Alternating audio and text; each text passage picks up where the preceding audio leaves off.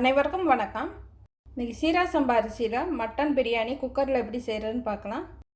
ஆட்டுக்கறி 1/2 கிலோவுக்கு கொஞ்சம் கூட எடுத்துருக்கேன். சின்ன சின்னதாக கட் பண்ணி அலசி எடுத்துக்கணும். முதல்ல மசாலா அரைச்சிக்கலாம். முந்திரி பருப்பு ஒரு 10, சீரகம் 1 டேபிள் ஸ்பூன், ஏலக்காய் ஒரு 7, 7-8 கிராம்பு, ஒரு துண்டு பட்டை, கொஞ்சமாக புதினா இலை. இதை முதல்ல அரைச்சி எடுத்துக்கணும். அரைச்ச மசாலாவை இதில் சேர்த்துக்கலாம். 1/4 டீஸ்பூனுக்கு கம்மியாக மஞ்சள் தூள், கறி மசாலா பொடி 1 டீஸ்பூன், இது இருந்தால் சேர்த்துக்கலாம்.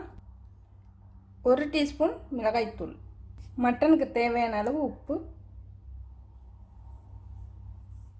தயிர் 1 டேபிள் ஸ்பூன் கலந்துக்கணும்.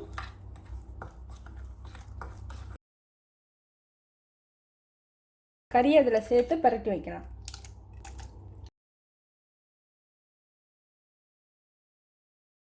மசாலா சேர்த்து ஊற வைக்கணும்னு அவசியம் இல்லை. ஊற வச்சிங்கன்னா சுவை நல்லாயிருக்கும். முதல்ல மசாலா அரைச்சி ஊற வச்சிடலாம். வெங்காயம் தக்காளி வதங்குற நேரம் ஊறினா போதும். அதுக்கு முன்னாடியே சேர்த்து ஊற வைக்கிறதுனாலும் வச்சுக்கலாம். பெரிய வெங்காயம் 3, ரொம்ப சின்ன வெங்காயமாக இருந்தால் 4 வரை எடுத்துக்கலாம். தக்காளி 3, பச்சை மிளகாய் 5, பூண்டு பல் ஒரு 10, இஞ்சி துண்டு பெரிய துண்டாக 1 எடுத்துருக்கேன். இஞ்சி பூண்டை தனியாக அரைச்சி எடுத்துக்கணும்.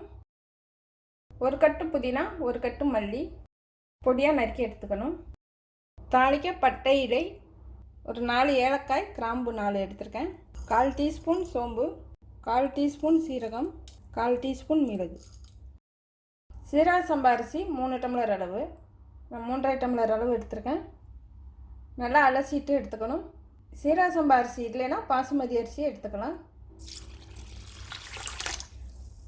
ஒரு 2 டம்ளர் அளவு தண்ணி சேர்த்து அரிசியை ஊற வச்சுக்கிறேன். குக்கர் வச்சுட்டு கொஞ்சமாக நல்லெண்ணெய், தேவையான அளவு அகலமான குக்கரை வச்சுக்கணும். ஒடுக்கமாக இருந்ததுன்னா கீழே குழஞ்சிரும், மேலே சாதம் விரையாக இருக்கும். கொஞ்சமாக எண்ணெய், கொஞ்சம் நெய் சேர்த்துக்கிறேன். எண்ணெய் காஞ்சதும் பட்டை இலை, சோம்பு, கிராம்பு, ஏலக்காய் வெடிக்கும். பச்சை மிளகாய் சேர்த்துக்கலாம். பச்சை மிளகாய் நல்லா கீறிட்டு சேர்க்கணும். வெங்காயம் சேர்த்துடலாம்.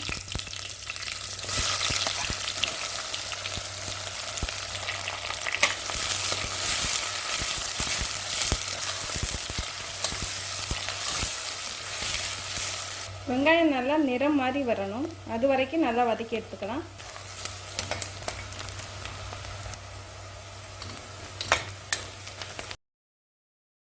தக்காளி சேர்த்துக்கலாம். வெங்காயம் நல்லா வதங்கிடுச்சு.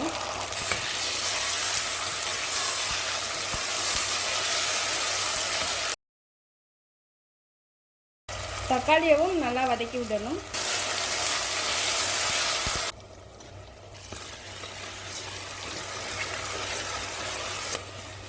தக்காளி நல்லா வதங்கிடுச்சு. அரைச்சி வச்சா இஞ்சி பூண்டு சேர்த்துக்கலாம். 1 நிமிஷம் வதக்கி விட்டால் போதும்.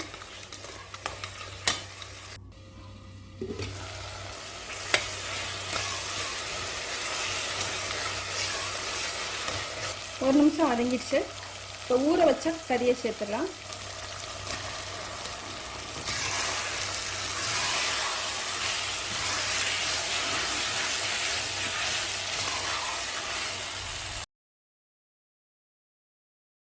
கறி சேர்த்து ஒரு 2 நிமிஷம் நல்லா வதக்கி விடலாம்.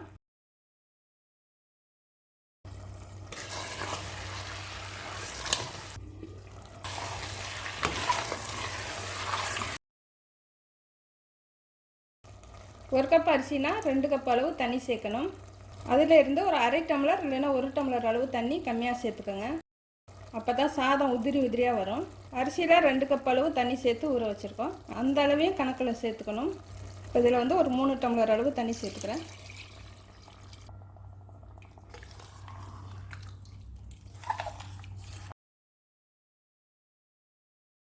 கறியிலையும் தண்ணி விடும், அதனால் கம்மியான அளவு சேர்த்துக்கோங்க.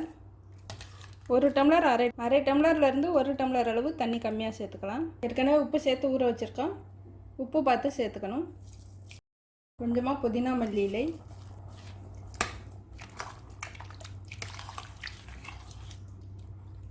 இப்போ குக்கரை மூடிட்டு 6-7 விசில் வச்சு வேக வச்சுக்கலாம். மட்டன் நல்லா கொலையே வந்ததுன்னா பிரியாணி நல்லா சுவையாக இருக்கும்.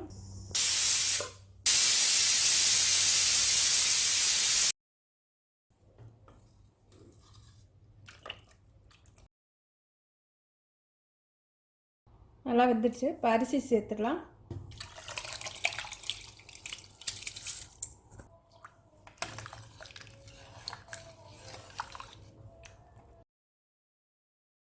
மறுபடியும் புதினா மல்லி சேர்த்துக்கிறேன். உப்பு சரி பார்த்துட்டு குக்கரை முடிக்கணும்.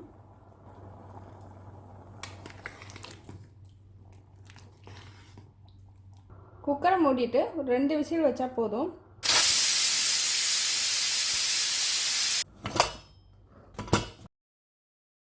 ஒரு அகலமான பாத்திரத்தில் கொட்டி வச்சுருங்க. உதிரி உதிரியாக இருக்கும். ரொம்ப தண்ணி நின்றுதுன்னா ஒரு பழைய தோசைக்கல் வச்சுட்டு அது மேலே கொஞ்சம் நேரம் எடுத்து வச்சுருக்கேன். உதிரி உதிரியாக வந்துடும். கரண்டியை வச்சு பாத்திரத்துக்கு அடியிலேருந்து இது மாதிரி இதை எடுத்து விடணும்.